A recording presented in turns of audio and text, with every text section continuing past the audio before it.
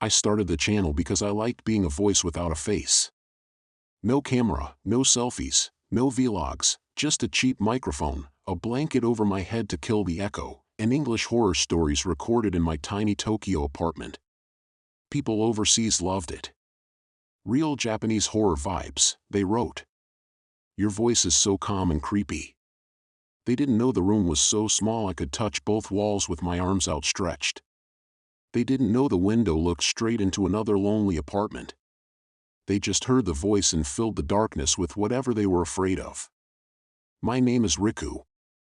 Remember that. But don't say it out loud. The night everything changed, I was editing a new video.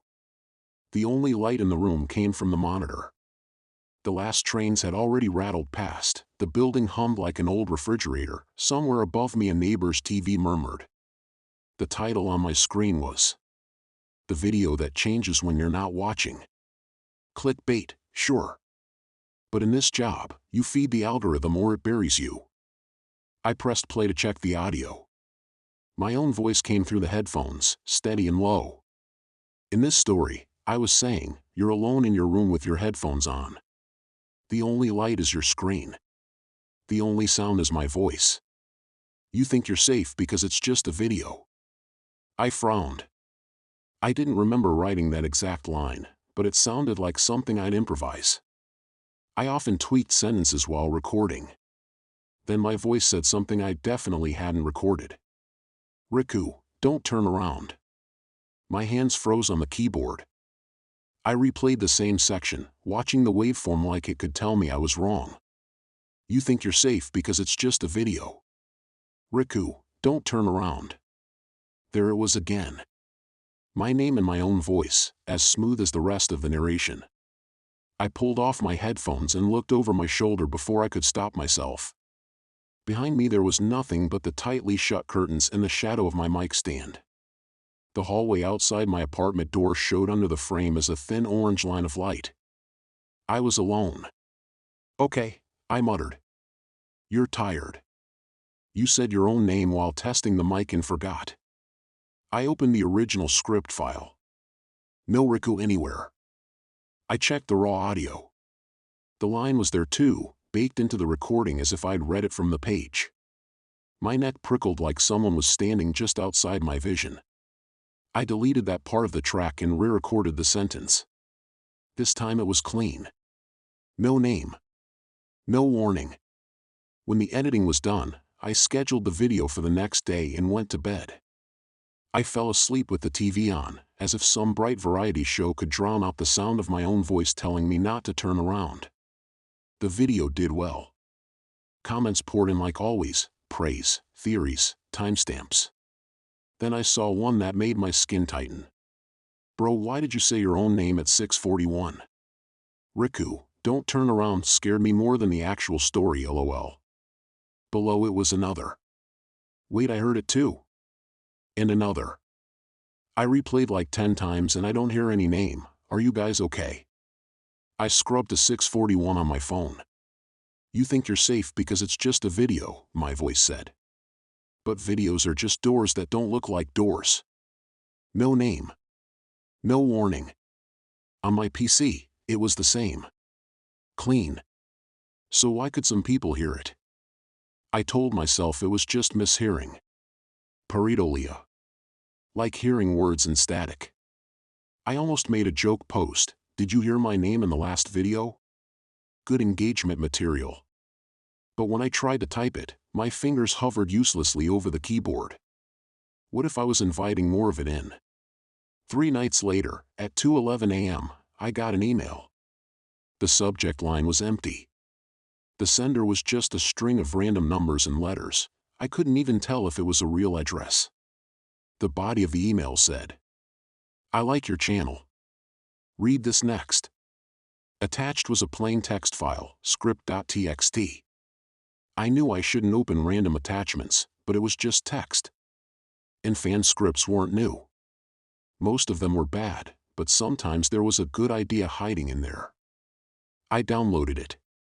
The title at the top of the file was, Don't Say His Name Out Loud. Good title, I thought. The first line read, You're going to tell your viewers this is just a creepypasta. You're going to tell yourself that too.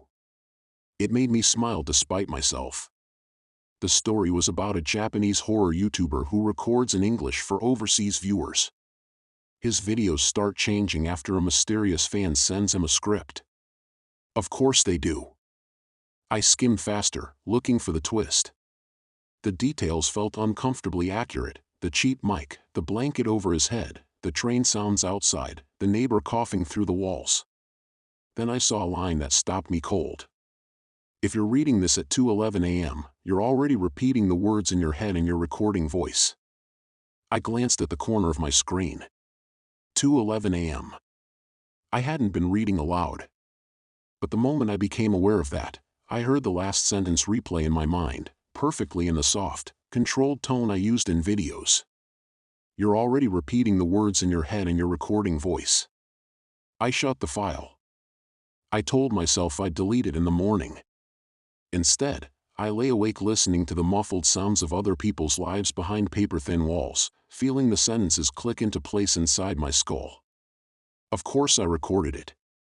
I lasted 2 days, pretending I wouldn't. But the cursed script a viewer sent me was too good a title to waste. I made small changes. Smoothed the English to match my style. Cut a few lines that felt too weird. The rest, I read into the mic like always. You're alone in your room, watching a horror video, I intoned. Your headphones are on. The only light is your screen. You think the scary part will be the ghost or the monster.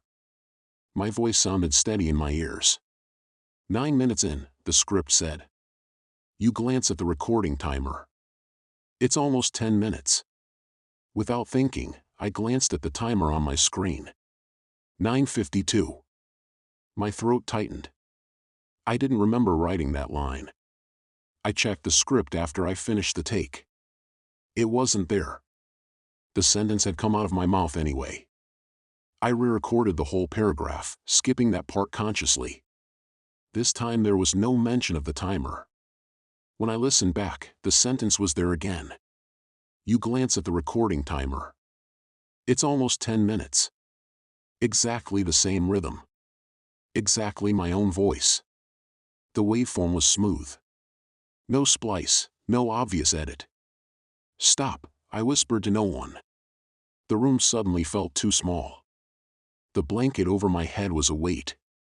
I pulled it off and sat breathing in the cold air. My phone buzzed. A YouTube notification. New comment on the video that changes when you're not watching. I opened it without thinking. The comment, from a blank gray profile with no name, said, "You're reading it now, right?" I stared at the screen. Another comment from the same account appeared while I watched.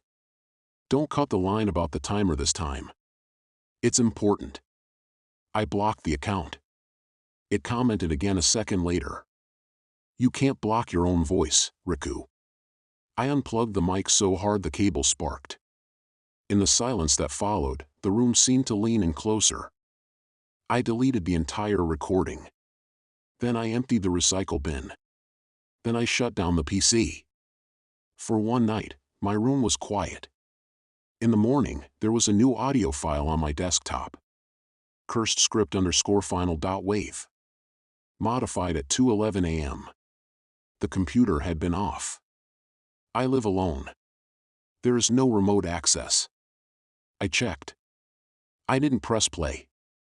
I deleted the file, shut the computer down again, and spent the day walking around crowded places, train stations, cafes, noisy streets, just to hear other people's voices.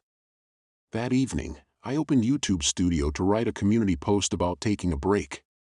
There was a new video in my uploads. Untitled. No thumbnail. Already public. It had gone live 3 hours ago. I clicked it with a numb hand. The video showed me sitting at my desk in the dark, the monitor's light on my face. The camera angle was slightly above and behind, like a CCTV camera in the corner of the ceiling. I don't own a camera like that. "Hey everyone," Video Me said in smooth English. Tonight's story is a little different. It's one a viewer sent me. Make sure you listen to the end, okay? I didn't remember recording any of it. The background behind me wasn't my room. The walls were bare concrete, there was no window, no TV, no door, until the camera angle shifted slightly and I saw it. A single, narrow door with no handle. The comments were already streaming by. Why does his room look different? Anyone else can't pause? WTF. This already feels cursed and it didn't even start. I tried to pause. There was no bar, no buttons, just the video, full screen, and the comments layered over it. My recorded self started reading. "You're alone, listening to my voice," he said. "Headphones on, lights off. Maybe you're in bed. Maybe you're on a train. Maybe you're pretending to study with this playing in the background. Either way, you're hearing me, and that means I can hear you too." My skin crawled. The story he told was a warped version of mine. He described not just his own cramped apartment but other rooms, a dorm room with peeling posters, a cluttered kitchen in London, a parked car on an empty American highway. People in the comments started freaking out. "He just described my car exactly, what the hell?" No joke, he mentioned the crack in my ceiling. He said my cat's name. Bro, I'm done. I knew that feeling, the way horror uses your own details against you. But this was more precise than any script I'd written. Behind video me, the door with no handle began to darken at the edges, as if something were pressing against it from the other side. My recorded self smiled a little. "You think you can just swipe away if it gets too much," he said. "But you won't. You want to know how it ends. That's what horror is. Curiosity that doesn't care if you survive." The door twitched. Only by a centimeter, but it moved. I realized I was leaning toward the screen. I forced myself back. The comments flew faster and faster. Some people begged him to stop. Some begged him to keep going. A few typed my name, over and over. Riku, Riku, Riku. My chest felt tight. The video moved toward its end like a train that couldn't brake. Video me leaned closer to the camera. "We're almost done," he said softly. "Just one more thing. Stories only live if someone repeats them. So I want to try something. At the count of 3, wherever you are, just say my name out loud with me. Okay?" I knew the line from the script I'd read and deleted. "Ask them, at the end of the video, to say your name out loud." I shook my head. "Don't," I whispered, at him, at myself, at whoever had written it. On the screen, the door behind him began to open. "No sound," he continued. "No music. No jump scare. Just my name and your voice, together. Ready?" My own tongue pressed against my teeth, my name sitting heavy behind them like a stone. "1," he said. I tried to close the window. Nothing responded. My cursor slid uselessly across the screen like an insect trapped in glass. "2," he said. In bedrooms and kitchens and buses and offices all over the world, people leaned toward their phones and laptops. I could feel them somehow, a pressure in the air, a low, buzzing attention. The handleless door in the background was half open now, filled with a darkness that didn't look like shadow. It looked like a hole left after something is removed. "3," he said. The sound that came out of 1,000 throats through 1,000 sets of headphones was impossible and simple at the same time. "Riku." I didn't say it. I swear I didn't. I bit down hard enough to taste blood. The screen went black. For a moment, there was nothing. No comments, no video, no light. Just my own breathing and the faint tick of the old clock on the wall. Then small white letters appeared on the black screen. "Thank you." Below it, in smaller text. "I know where you are now." The window closed itself. I was back on the YouTube homepage. The cursed video was gone from my channel. In its place, under scheduled, there was a new upload. Untitled. Set to go live at 2:11 a.m. tomorrow. I didn't click it. Instead, I opened a blank document. The cursor blinked in the upper left corner, the way it always does, like a tiny pulse. My fingers moved without waiting for a decision from my brain. "Hi everyone," I typed. "Tonight's story is a little different. It's one a listener sent me." I sat back. The room was very quiet. Through the wall, the neighbor's TV was off. The trains were finished. The building seemed to be holding its breath. If you're hearing this now, if you found this story in your recommendations, or someone sent it to you, or it just started playing while you weren't paying attention, remember something. I didn't mean to come this far. I didn't mean to end up in your speakers or your headphones or your thoughts. You pressed play. You listened. You made it to the end. That's all a story needs. So when the voice on your screen, my voice, asks you to say my name with me on 3, you'll feel it rise to your tongue. You'll want to do it. Please don't. One day I might forget to bite my own tongue. One day I might say it with you. And then there won't be a difference between the room you're in and the room I'm in. Between your voice and mine. Between listening and being listened to. So if this ever becomes a video, and you ever hear a soft, careful voice in English say, "Ready? On 3. Say my name with me." Remember this version of the story. Remember I tried to warn you. And whatever you do, don't say my name out loud.